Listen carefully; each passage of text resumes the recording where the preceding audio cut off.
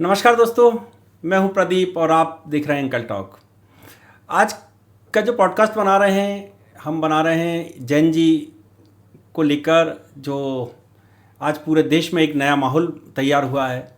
और वो माहौल इस कदर तैयार हुआ है कि सरकारों को भी झुकने के लिए मजबूर होना पड़ा है। तो आज हम ऐसे ही एक जैन जी, जो वर्तमान में NSUI के जिला उपाध्यक्ष हैं, राजवर्धन सिंह जी राजपूत, खास करके छात्रों की बात करेंगे, चूँकि वो NSUI से हैं और NSUI छात्रों का एक संगठन है जो छात्रों के हित की बात करता है। तो राजवर्धन सिंह जी, आपसे मैं जो शुरू करूं, सबसे पहले ये बताएं कि आप राजनीति की तरफ, जो छात्रों की राजनीति कर रहे हैं, उसमें आप कैसे आना हुआ? देखिए, मेरा मेन फोकस राजनीति पर नहीं है जी। मैं छात्रों की आवाज़ उठाता हूँ जी। छात्रों की समस्याओं को लेकर प्रशासन की उनका ध्यान केंद्रित करता जी, है जी, और छात्रों की आवाज़ बनना चाहता हूँ। अभी राजनीति और छात्र राजनीति दोनों अलग अलग चीज़ें हैं। मैं छात्रों की आवाज़ को बुलंद करता हूँ। ओके। छात्र राजनीति और राजनीति अलग अलग चीज़ें अलग हैं, अलग चीज़ें हैं हैं। जी। और आप जो है छात्रों की आवाज़ को बुलंद करती हैं। जी। लेकिन जब छात्रों की आवाज़ जो बुलंद करते हैं, उसी को नेता मान लिया जाता है जी, है ना? क्योंकि हर आदमी के में इतना सामर्थ्य नहीं होता है कि वो छात्रों की या किसी की भी आवाज़ को उठा सके। तो आपने जैसे ही सुना होगा कि कोर्ट के आदेश के बाद इलेक्शन की घोषणा हुई है जी। तो फिर आपका रिएक्शन क्या रहा? सभी छात्रों में खुशी का माहौल है। जो भी छात्र राजनीति में अपनी रुचि रखते हैं उनके पास एक बड़ा अवसर आया है। 9 सालों के बाद ये अवसर आया है और चुनाव को लेकर सभी छात्र काफ़ी उत्साहित हैं और चुनाव लड़ने के लिए तैयार हैं। जब चुनाव की बात होती है तो एक आपने देखा होगा या सुना होगा, देखा तो क्या होगा, क्योंकि वो दौर तो अभी करीब करीब 25-26 साल से नहीं है जी, लेकिन उसके पहले था। जब छात्र राजनीति की बात होती है और छात्रों के इलेक्शन की बात आती है जी, तो फिर उसमें हिंसा का भी एक स्वरूप दिखाई देता है। तो उसकी कहीं कल्पना, संभावना आपको लगती है कि ऐसा कोई स्थिति तो नहीं बनेगी? देखिए, छात्र राजनीति में जो आप बात कर रहे हैं कि हिंसा और बाहुबल का प्रयोग किया जाता है, जैसे अभी चुनाव आने वाले हैं जी। चुनाव में सबसे पहले तो कॉलेज प्रशासन को निष्पक्ष रहना चाहिए। ओके। उन्हें भी किसी बाहुबल या पैसे के दबाव में आके उन्हें भी किसी का पक्ष नहीं करना चाहिए। उनको निष्पक्ष रूप से चुनाव प्रक्रिया करानी चाहिए। और बात आती है पैसा और बाहुबल की, तो ये छात्र राजनीति में नहीं आना चाहिए। स्वाभाविक तौर पर आता है, जो मजबूत होता है, बाहुबल होता है, पैसा होता है, वह कहीं ना कहीं मजबूत होता है।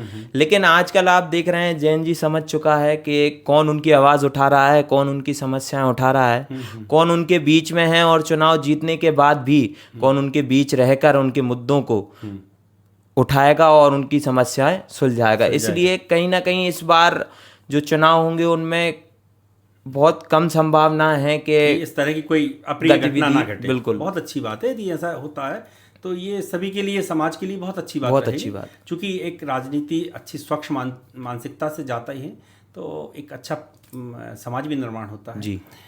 अभी आपने कहा हम बात उठाते हैं, और तो मैं आपकी सीधी मैं ले चलता हूँ दिल्ली, जी, है ना?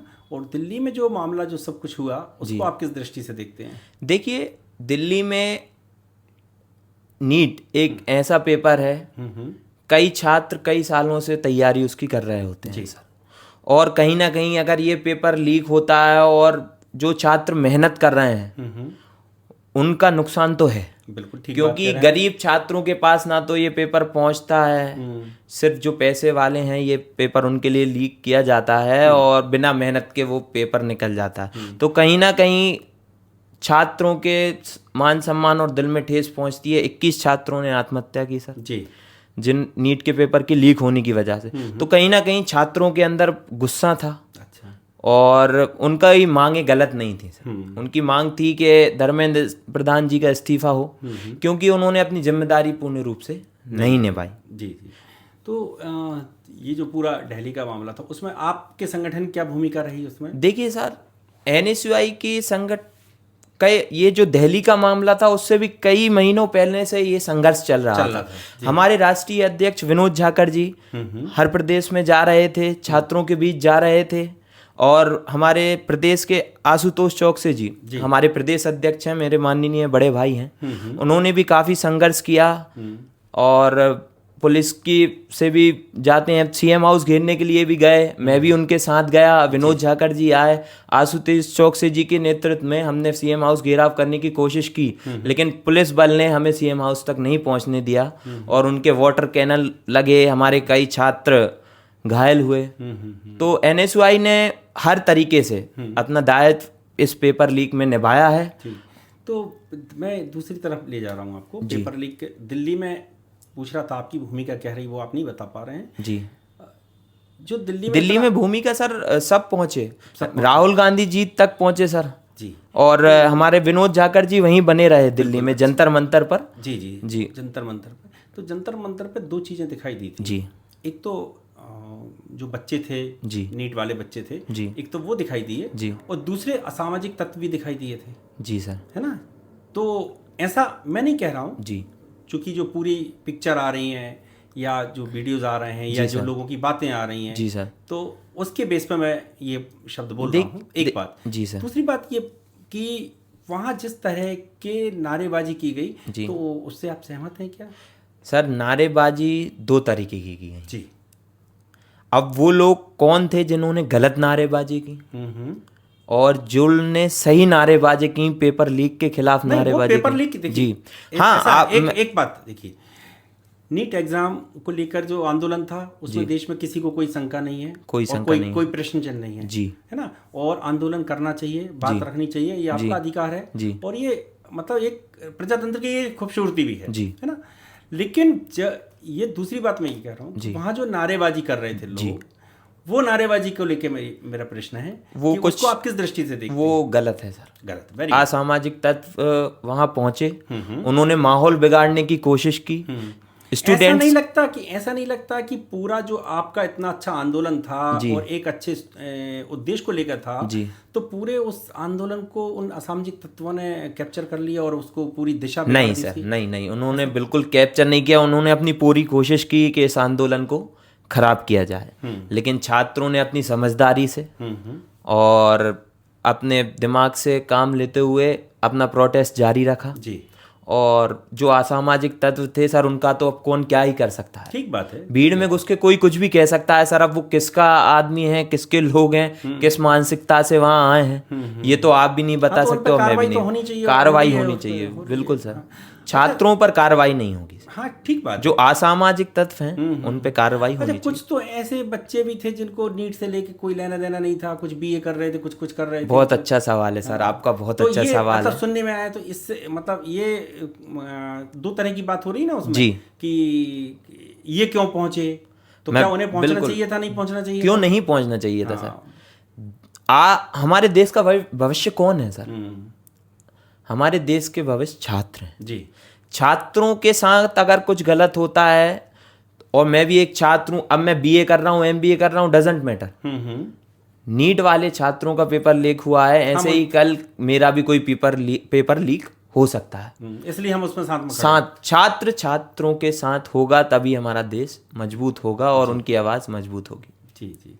तो एक और आंदोलन देश के अंदर चल रहा है, झारखंड में चल रहा है जी। उसमें आप लोगों की क्या भूमिका है? कुछ है आपकी भूमिका या वहाँ जी सर?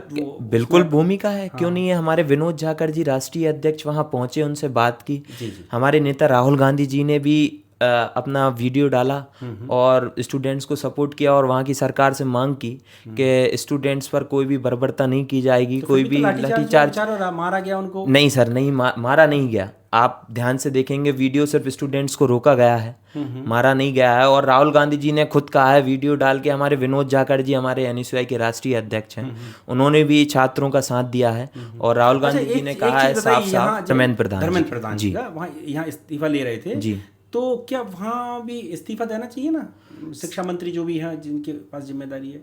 सर अब ये तो मतलब बात तो बराबर छात्रों दोनों तरफ से, की बिल्कुल, छात्रों ने इस्तीफा मांगा क्या सर? वहां पे छात्रों ने इस्तीफा नहीं मांगा, अपनी मांगे मांगी हैं, उनकी कुछ प्रमुख मांगे हैं, वो सरकार को निश्चित तौर पर पूरी करनी चाहिए। कोई की भी सरकार हो सर, छात्र हित सर्वोपरि है, छात्रों की बात रखना जरूरी है, क्योंकि युवा ही इस देश में जब भी कोई क्रांति आई है, युवाओं का ही योगदान बड़ा रहा है ना। चलिए, तो अब मैं वापस इलेक्शन पे आता हूँ जी। इस भाग के प्रायोजक हैं चीची नेचुरल्स। तो जैसे अपन छात्रों की तो बात कर ही रहे हैं जी, और खास करके इलेक्शन की बात कर रहे हैं।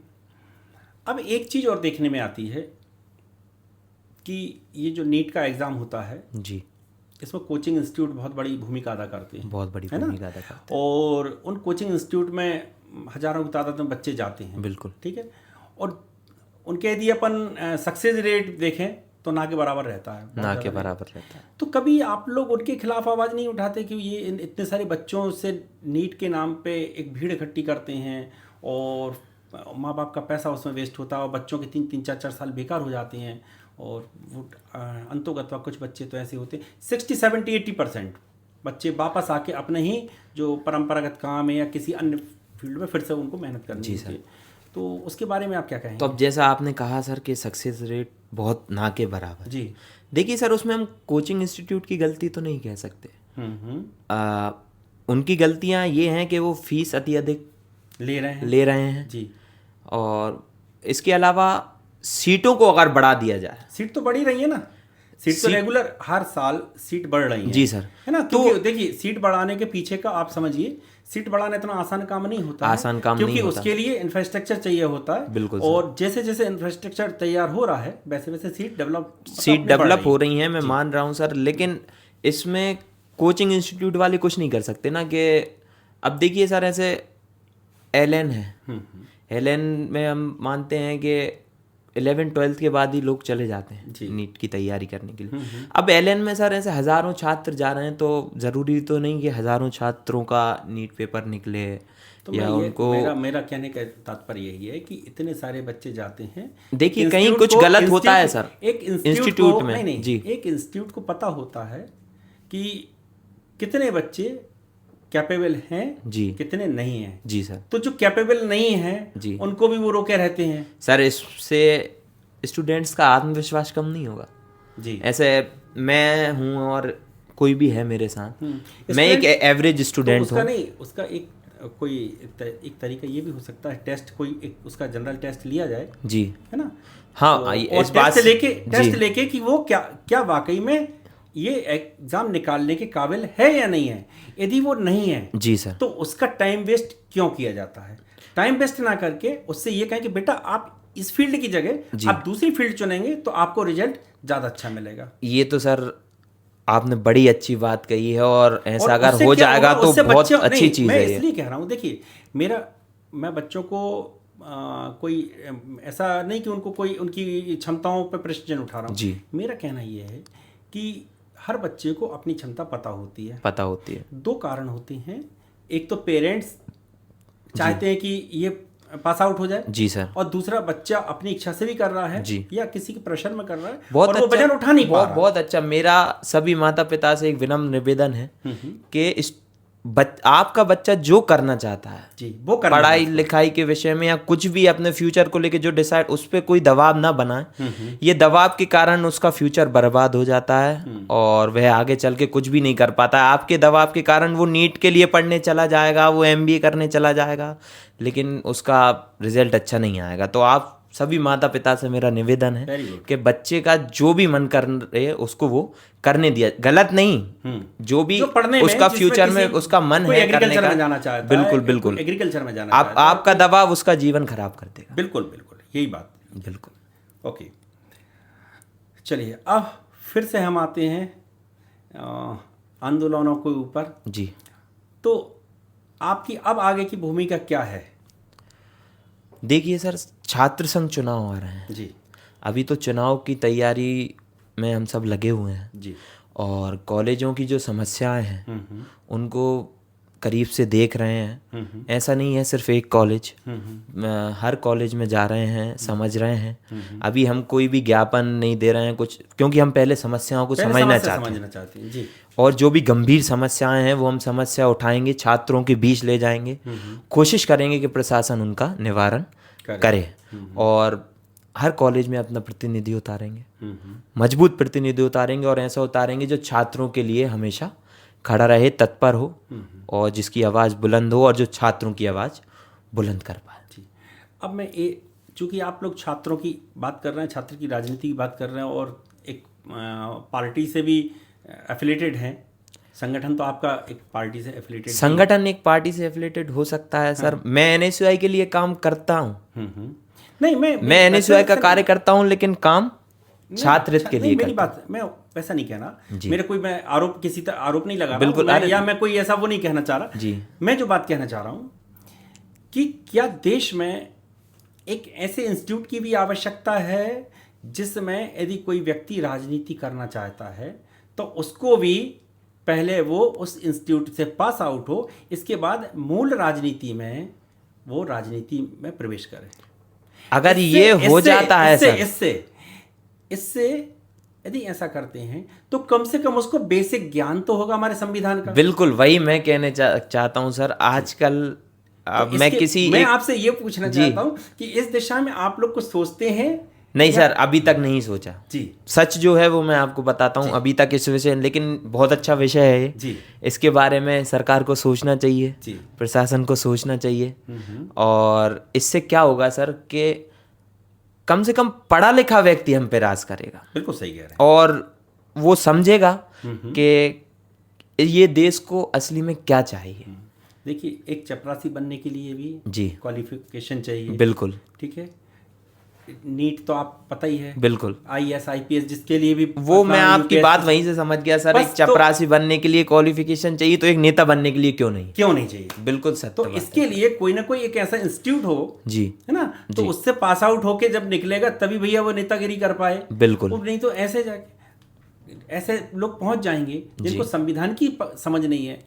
पहुंच नहीं जाएंगे सर, लगभग पहुंच चुके हैं। अब वो ठीक है, अपन उनके ऊपर हम आरोप नहीं लगा सकते, नहीं लगा सकते जी। हमारा उद्देश्य ये है कि हम अपने से नई व्यवस्था क्या जनरेट कर सकते हैं। बिल्कुल। आपका ये एक कम से कम एक नया इंस्टीट्यूट नहीं खोलते हैं, चलिए ये लंबी प्रोसेस है, ये भी होने में समय लगेगा जी। कम से कम इतना कर देना चाहिए कि आपको राजनीति करनी है तो आपका क्वालिफिकेशन इतना होना चाहिए। और सर वो क्वालिफिकेशन इतना होना चाहिए और एक संविधान से संबंधित एक टेस्ट होना चाहिए। बिल्कुल बिल्कुल बिल्कुल। जैसे आप डॉक्टर बनाने के लिए नीट कराते हैं। बिल्कुल बिल्कुल। तो एक नेता बनाने के लिए एक छोटा सा एग्जाम रख दो ना। एक छोटा सा एग्जाम रख दो। बहुत टीचर बनाने की TT कराते हैं। बिल्कुल। एक टीचर बनाने की TT कराते हैं, तो ऐसे ही एक कोई एग्जाम रख दो भैया, ये एग्जाम पास आउट करोगे इसके बाद आप राजनीति में बिल्कुल प्रवेश कर पाएंगे। हाँ, क्योंकि सर आजकल देखिए एक छोटा, आपने जैसे कहा, एक चपरासी बनने के लिए भी एक एग्जाम देना पड़ता है और हमें उसमें अच्छे मार्क्स लाके पास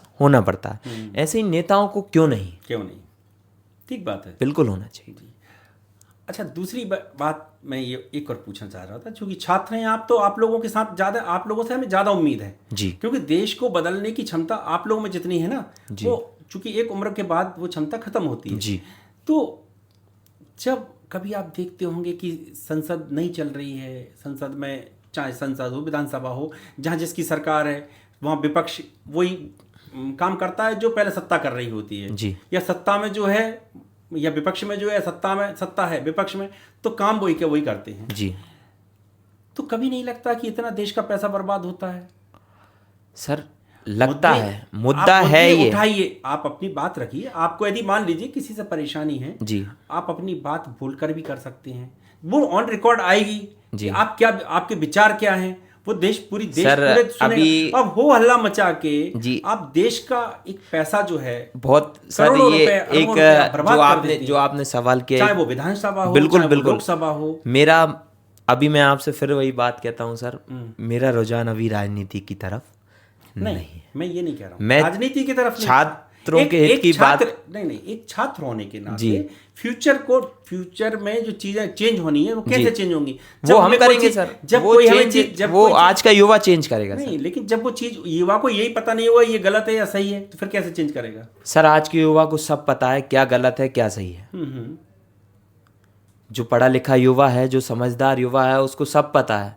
आवाज उठ भी रही है सर, शुरुआत हो चुकी है जी, और काफी जल्द हमें देश में काफी अच्छे बदलाव देखने को मिलेंगे। जी, चलिए आप अपनी तरफ से कुछ कहना चाहते हैं तो बताएं। मैं मेरी तरफ से सिर्फ इतना ही कहना चाहता हूँ कि छात्र संघ चुनाव लोकतंत्र की नर्सरी बन सकता है। बहुत बढ़िया। क्योंकि लेकिन तब उसमें बाहुबल, पैसा और अन्य राजनीतिक दलों का इंटरफेयर ना हो। राजनीतिक इंटरफेयर नहीं होना चाहिए। जो अभी छात्र संघ चुनाव आ रहे हैं वो बिल्कुल निष्पक्ष तरीके से कराए जाएं और प्रत्यक्ष प्रणाली से वो चुनाव हों। ऐसा नहीं कि सीआर बना के आपने उनसे चुनवा दिए तो सीधी सी बात है उसमें कोई आपका मनपसंद आदमी बन जाएगा, वो छात्रों का लीडर नहीं होगा। तो छात्रों को ये अधिकार दिया जाए कि वो अपना लीडर चुने। अच्छा, यदि मान लीजिए डायरेक्ट चुनाव नहीं होते हैं, अप्रत्यक्ष प्रणाली से होते हैं जी, तो उस स्थिति में आप लोग फिर क्या करेंगे? एनएसयूआई इसका पुरजोर तरीके से विरोध करेगी और पूरा प्रयास करेगी, अपना एड़ी चोटी का जोर लगा देगी कि छात्र संघ चुनाव प्रत्यक्ष प्रणाली से हो। जी, तो ये थे हमारे साथ एनएसयूआई के उपाध्यक्ष जी। बहुत सारी बातें हुई, कुछ बातों में ये बचना चाह रहे थे चूँकि राजनीति की बात से ये बच रहे थे। ठीक बात है, चूँकि अभी ये छात्र राजनीति करना चाहते हैं, छात्रों की राजनीति भी क्या कहें, छात्रों की बात उठाना चाहते हैं, छात्रों की समस्या उठाना चाहते हैं, इसलिए मूल राजनीति से ये दूर रहना चाहते हैं। लेकिन जो चर्चा के दौरान जो चीज़ें आई हैं, जो सुझाव आए हैं, यदि उन पर काम होता है तो निश्चित तौर पर एक अच्छा समाज भी निर्माण होगा और अच्छे राजनेता देश को मिल पाएंगे जो आगे जाके इस देश का अच्छा निर्माण कर पाएंगे। सर, आपने समय दिया उसके लिए बहुत बहुत धन्यवाद। धन्यवाद। नमस्कार। नमस्कार।